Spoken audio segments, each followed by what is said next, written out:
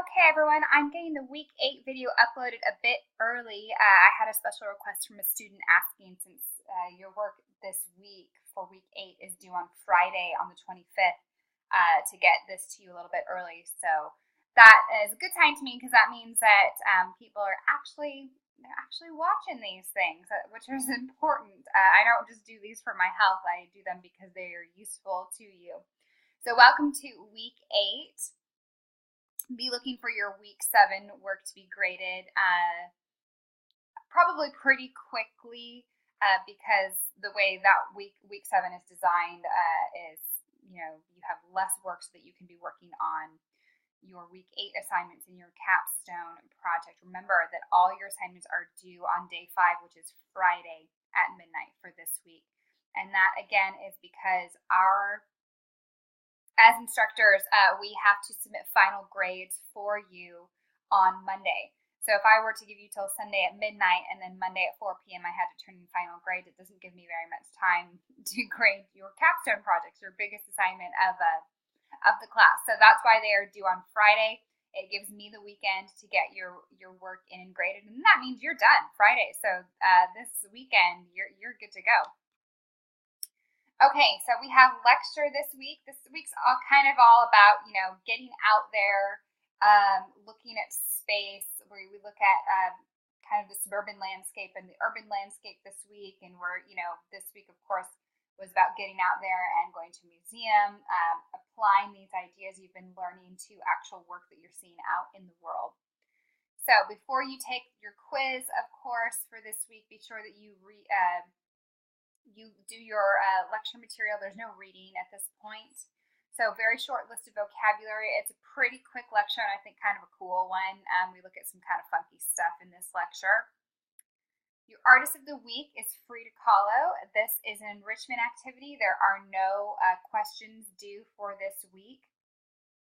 But there's a really good documentary. If she's someone you're interested in watching this documentary about Miss Frida Kahlo and she had a very sad, very interesting life. So I'd like you to consider how Kahlo created groundbreaking art that considered the inner world of the artist as it has never done before. Really, she's one of the groundbreaking artists who is really looking at kind of this inner being in the way that she does. How does her art consider or ask us really to get out into the world and explore what makes us human? Okay, your reflection this week.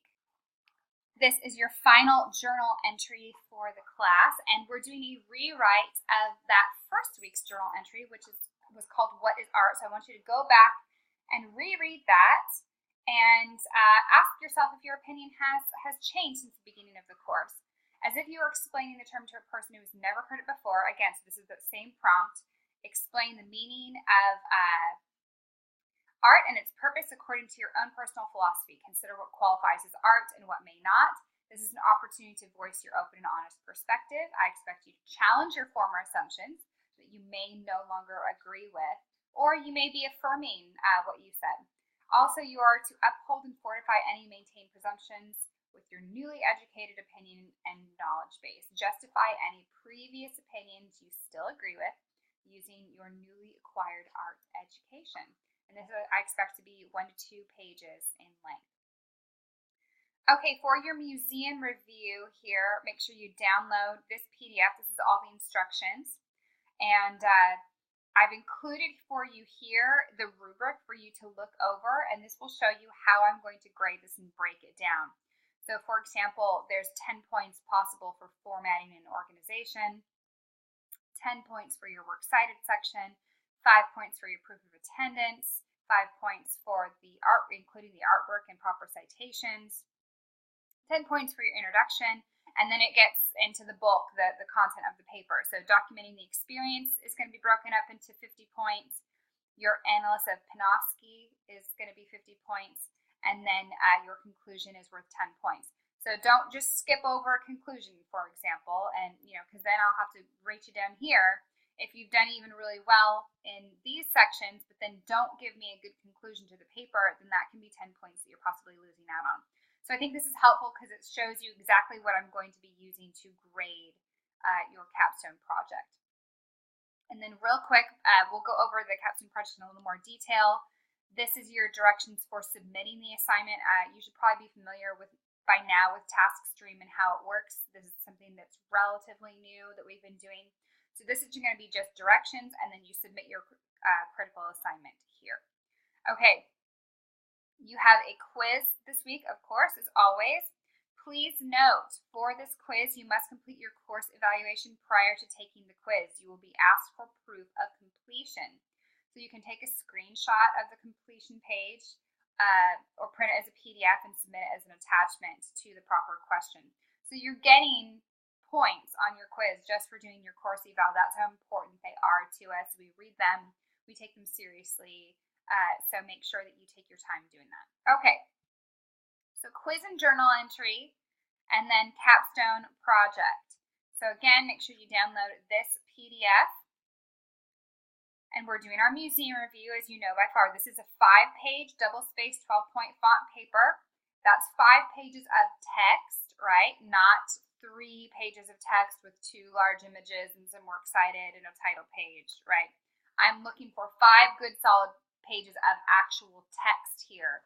So I recommend that before you do all your formatting, you just sit and you write and you make sure that you're giving me 5 good pages of text. Please don't go over, I would say, 7 pages.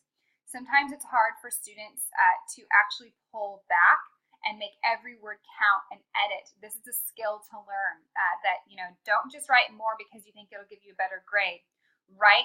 Try and stay within the parameters of the paper and really focus on what you're saying and make sure you're not just, giving me fluff, that you're making every word count. So you must include a title page with your name, title, class, and date, and your paper should be formatted according to either MLA or APA standards. I don't care which one, just pick one and stay consistent. So you know that you have by now visited an art gallery or museum for this assignment, and there are suggestions at the bottom. You must provide proof of attendance. This could be an image of a ticket stub or a current museum pamphlet. So you're going to include a picture of that in here, and you get points for that. So the paper should include the following 2 parts. So the first part is going to be documenting the experience. The second part is going to be analyzing a work of art of your choice. So when you're documenting the experience, this is what I'm looking for. Imagine that you are an art critic for a weekly magazine with an educated but non-specialist audience. So you don't necessarily have to explain every little word and definition of art terms here. You can expect that your reader has a basic understanding of the art world, but doesn't necessarily know about this exhibition. So you've been asked to write a review of an art exhibition. Your task is to inform a would-be audience about an exhibition and to provide some context for it. So to achieve this, you need both to describe and critique. So describe and critique. Students often do really good at this part, and then they don't do this part. This is what's important. The description is just to set up the critique, right, the analysis. And critique this exhibit and its rationale. Critics tend to write from their own background, so feel free to bring in things you have learned in class or from your own readings. Also, feel free to mention when the exhibition confirms something you've learned elsewhere and when it challenges it. So start by considering the exhibition's arrangement as representing someone's conscious creation. So think of the way the exhibition is actually physically set up. What are your initial impressions? Be very conscious of your reactions to the display. Do they work well together? Consider, is the artwork organized by theme, by time period, by artists? How is it organized as a whole, and how is, if there's a special exhibition going on within the museum, how is that organized? So these are questions you will want to consider in this section. I don't expect you to hit all of these, but I expect you to hit most of them, okay? What seems to be the premise, the reason for the exhibit arrangement? What aspects seem to matter most to the gallery or museum? How does one room relate to its neighbor? Does each room tell its own story? Is it kind of a fluid narrative, or is it broken up and kind of incongruent? This is where you get to be a critic, right? What can you learn about art by a specific historical period by seeing original works on display in a museum setting? What sort of works are included here? What media and techniques are represented? Do you have a sense of why different media are used for different purposes? For example, is there a room full of just sculptures, or is it a room just full of oil paintings, or just full of photographs, or are they mixed together? Consider if they are mixed, is there a thematic element that carries throughout these, right? Consider how different media relate to one another. So be conscious of your experience in visiting the rooms. How do you feel in the exhibition? What is the role of your surroundings in the experience? So think about, are people being really loud? Are there lots of seats? Or are people being very respectful and quiet? How are people dressed? How's the lighting in the space? Is it very dark and dim with some, key pieces brightly lit? Or is the exhibition really light and airy? All of this can affect the way we interpret these works.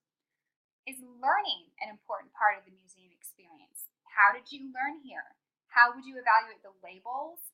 We call these didactic statements, these wall text, these gallery guides, if any, or materials available elsewhere in the museum. Are there audio tours? Are there guides throughout the museum or the gallery who are, guiding you through and talking about the works? Are the wall statements well written? Are they, big and in a place for you to see them, or are they kind of small and tucked away? All of these things. How are you learning, and how is the museum asking you to learn?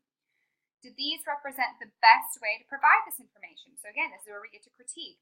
What other alternatives might there be? Would you provide other kinds of material and other formats? Maybe there is no audio guide and you think that would be a good thing to include, or web links to some tools on the internet, or something set up for children for them to understand the exhibition.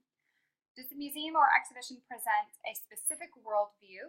Could the content be used to promote a biblical message, or not? Or if it doesn't, which clearly not all of them are going to, probably a majority aren't, but if it doesn't present a clear biblical message, does it try to detract from a biblical message? So this is where we get to kind of think of our worldview and how we as Christians interact with these types of spaces.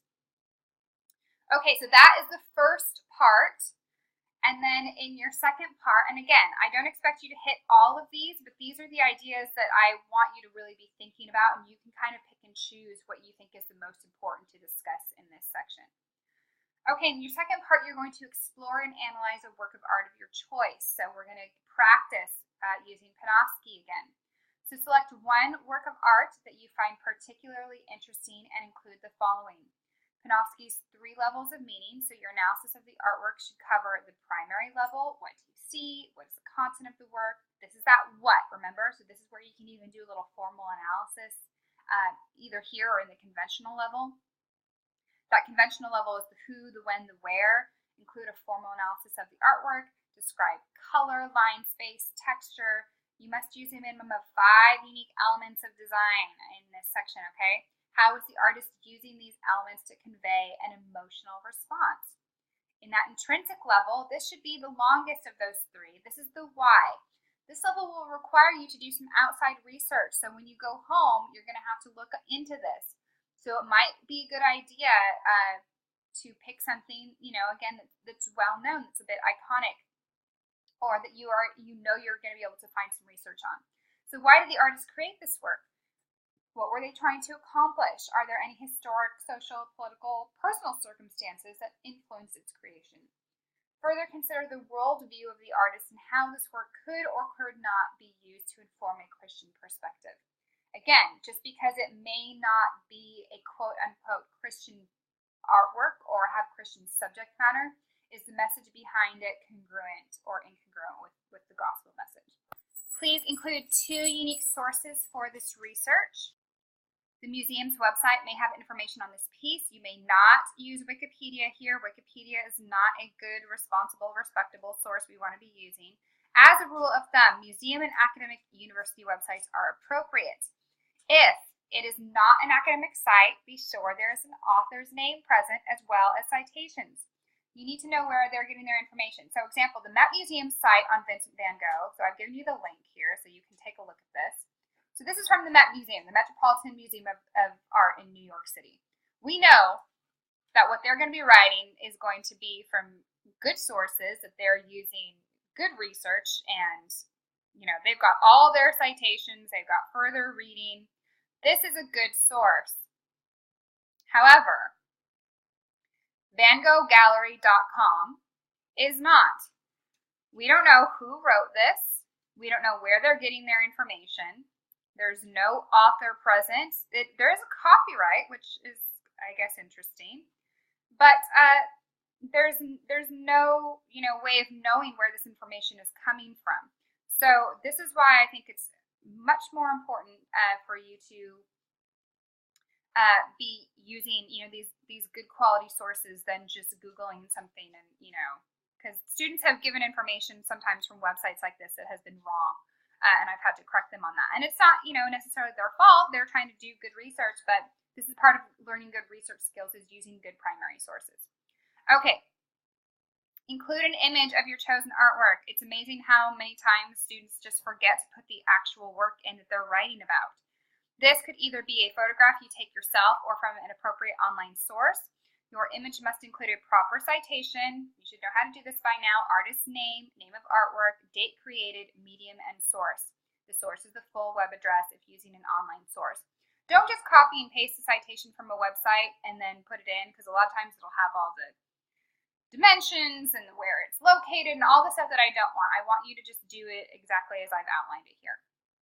Your paper should have a well-formed introduction and conclusion. Do not think of me as your reader, but someone who you're educating on this material. You may not write in first-person narrative voice. That means no me, no I. This is a formal academic paper. Okay, and then there's a list again in case you haven't gone yet of acceptable museums. And if you are not in California and you haven't had a chance to go yet, and you want me to approve where you're going, I'm more than happy to do that. So that is your critical assignment. So again, that is due Friday the 25th. You have that, you have your quiz, and you have your, reflection, your rewrite of your what is art paper. You guys have been a really great class. I've enjoyed this group immensely. A really clever group. Overall, you've all performed really well, so you should, pat yourselves on the back. I've just wanted to congratulate you on finishing this class, and if this is your last class at CBU or your last semester, congratulations on finishing. And if not, have a nice little small reprieve before you start the fall classes. And again, it's been a pleasure, everyone. Thank you so much for being a part of this.